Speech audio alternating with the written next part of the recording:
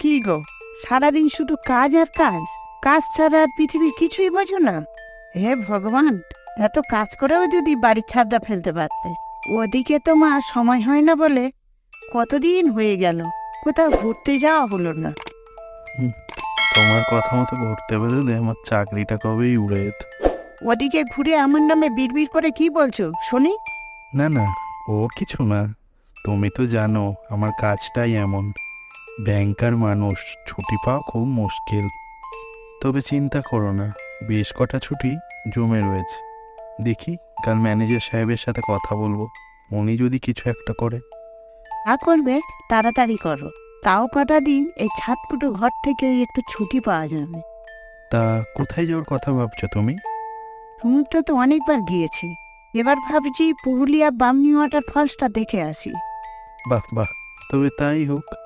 এই বৃষ্টি বাদলার মরশুমে ভেজা লাল মাটির মিঠো গন্ধ আর বর্ষার জলে ফেঁপে ওঠা ঝর্ণা বেশ উপভোগ করা যাবে। ঠিক আছে, দেখি অনলাইন থেকে অফারে কোনো হোটেল বুক করা যায় কি।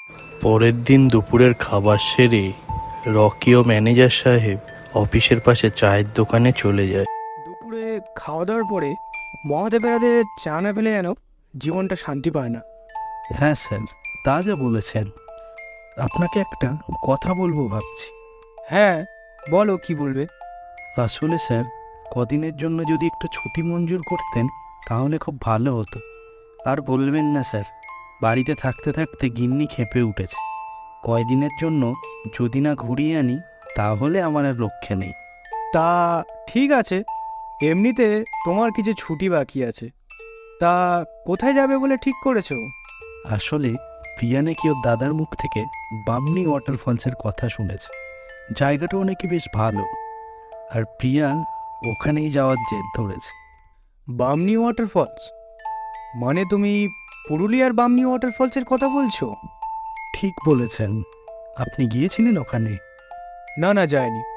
আসলে ওখানকার একটা হোটেল নিয়ে একটা গল্প শুনেছিলাম। তা যাতায়াত পরিকল্পনা কি করলে? তেমন কিছু করিনি।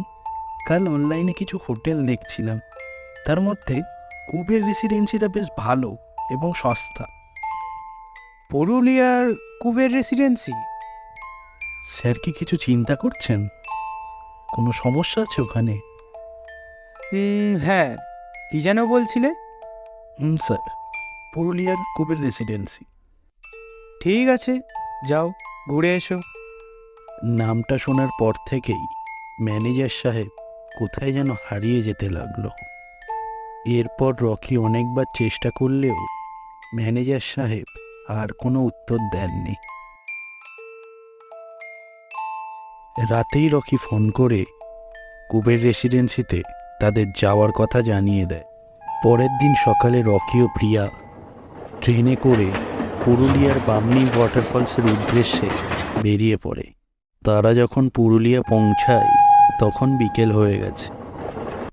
বাবু, অটো লাগবে নাকি? হ্যাঁ, তা তো লাগবেই। কুবের রেসিডেন্সি চেনো? হ্যাঁ চলুন, কুবের রেসিডেন্সি কে না চেনে। বাহ, তাহলে তো খুবই ভালো। আচ্ছা চলো। তারপর তারা অটোতে চেপে হোটেলের উদ্দেশ্যে বেরিয়ে পড়ে। সামনেই যত এগোতে থাকে অটোর মধ্যে থেকে আশেপাশের মনোমুগ্ধকর দৃশ্য ফুটে উঠতে থাকে। তা বাবু, আপনারা কত দূর থেকে আসছেন? আমরা আমরা কলকাতা থেকে আসছি। তা দেখে দেখে বাবু আপনারা কুবের রেসিডেন্সিতে উঠলেন? কেন বলুন তো, কোনো সমস্যা আছে নাকি? না, তেমন কিছু নয়। নিন বাবু, আপনাদের কুবের রেসিডেন্সি এসে গেছে। অটোওয়ালা কথা শেষ করার আগেই হোটেল এসে গেল। রকিও সেদিকে বেশি কান দিল না। রকির চোখ পড়ল কুবের রেসিডেন্সির ওপরে। এত সস্তায় এমন হোটেল পাওয়া যাবে রকি কল্পনাতেও আশা করেনি কখনো। হোটেলে চেক ইন সেরে রকি আর প্রিয়া সময় নষ্ট না করে বেরিয়ে পড়ল বামনি ওয়াটারফলসের উদ্দেশ্যে। বেশ কিছুটা পথ অতিক্রম করার পর রকি ও প্রিয়া পৌঁছালো বামনি ওয়াটারফলসের সামনে। আহা, সে কি অপরূপ সৌন্দর্য! প্রিয়া মনে মনে ভাবতে লাগলো, সে তার দাদার মুখে যতটা সৌন্দর্যের কথা শুনেছিল বামনি ওয়াটারফল সামনে থেকে তার থেকে অনেক গুণ সুন্দর। তারপর তারা সেখানে বেশ কিছুটা সময় প্রাকৃতিক মনোরম সৌন্দর্য অনুভব করতে লাগলো। হোটেলে ফিরে খাওয়া দাওয়ার পর তারপর তারা দুজনেই শুয়ে পড়ে। খোলা ব্যালকনি দিয়ে বাইরের বাতাস শনশন করে ভিতরে ঢুকছে। হঠাৎ গভীর রাতে নাকি সুরে কান্নার শব্দ ভেসে আসে। মনে হচ্ছে ব্যালকনিতে একটি যুবতী মেয়ে ফুপিয়ে ফুপিয়ে কান্না করছে। বিছানা ছেড়ে উঠে বসে পড়ে রকি। ওদিকে নাক ডেকে ঘুমাচ্ছে প্রিয়া। একজন সাহসী যুবক হওয়ার জন্য বিষয়টা কি তা জানার জন্য উদগ্রীব হয়ে পড়ে রকি। কে কে ওখানে? কে কান্না করছে? না, কোনো সারা শব্দ নেই। কান্নার শব্দটা আরেকটু থেমে আবার শুরু হয়ে গেল। তাড়াহুড়ো করে বিছানা থেকে নেমে ব্যালকনির দিকে যেতে লাগলো রকি। খুটখুটে অন্ধকারে ব্যালকনিতে একটা অবয়ব বোঝা যায়। মনে হচ্ছে অবয়বটা কান্না করতে করতে সামনের দিকে এগিয়ে যাচ্ছে। কে তুমি? এত রাতে কান্না করছো কেন? আর কিভাবেই বা আমাদের ব্যালকনিতে আসলে? কিন্তু না, কোনো উত্তর এলো না। ছায়ামূর্তিটা অন্ধকারে মিশে এগিয়ে যেতে লাগলো। রকি তার পিছু নিল। রকি দেখতে পারে মেয়েটা এবার ব্যালকনির একেবারে কিনারায় পৌঁছে গেছে। সেখান থেকে মেয়েটি লাফ দেওয়ার প্রস্তুতি নিচ্ছে। এ কি করছেন? দাঁড়ান, আর সামনে যাবেন না। আর সামনে গেলে আপনি পড়ে নিঘাত মারা যাবেন। এমন সময় মেয়েটা ঘুরে তাকায় রকির দিকে। মেয়েটার মুখ একদম ফ্যাকাশে, চুলগুলো এলোমেলো, চোখ দুটো একদম সাদা। রকি তার চোখের দিকে তাকাতেই সম্মোহিত হয়ে যায়। তুমি তো আমাকে কথা দিয়েছিলে আমরা বাঁচতে হলে একসঙ্গে বাঁচবো, মরতে হলে একসঙ্গে মরবো, তাই না? এসো এসো, আমার হাত ধরো, আমার হাত ধরো। চলো আমরা চিরদিন একসাথে থাকার জন্য এখান থেকে চলে যাই। হ্যাঁ রিঙ্কি, আমি তোমার কথা দিয়েছিলাম। রকি সেই অবয়বটার হাত ধরে ব্যালকনির একদম কিনারায় চলে যায়। আরে আরে আরে, এ কি করছো তুমি? তাড়াতাড়ি নেমে এসো, এখান থেকে পড়ে গেলে তুমি নির্ঘাত মারা যাবে। ব্যালকনি থেকে রকি নিচে ঝাঁপিয়ে পড়বে এমন সময় প্রিয়া তার হাত ধরে ফেলে। তারপরে যেন সম্মোহন কেটে যায় তার। আরে প্রিয়া, তুমি এখানে কি করছো? তুমি তো ঘুমাচ্ছিলে।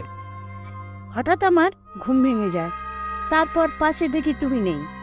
ব্যালকনি থেকে তোমার গলার আওয়াজ পাওয়াতেই ব্যালকনিতে এসে দেখি তুমি ব্যালকনি থেকে ঝাঁপ দিচ্ছ। আমি ব্যালকনি থেকে লাফ দিচ্ছিলাম? বলো কি তুমি?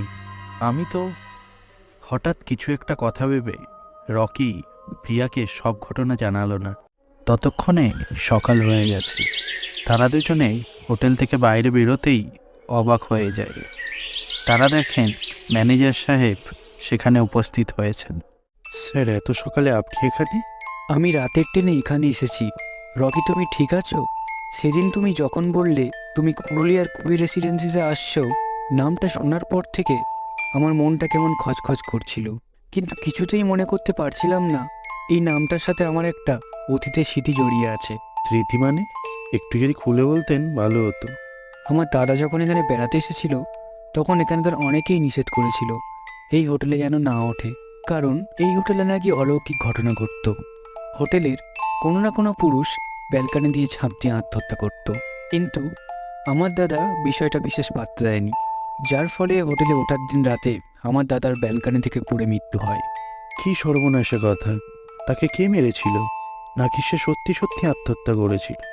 এটা এখনো জানা যায়নি, কিন্তু স্থানীয়দের মুখ থেকে শুনেছি হোটেলে নাকি এক দম্পতি বেড়াতে এসেছিল।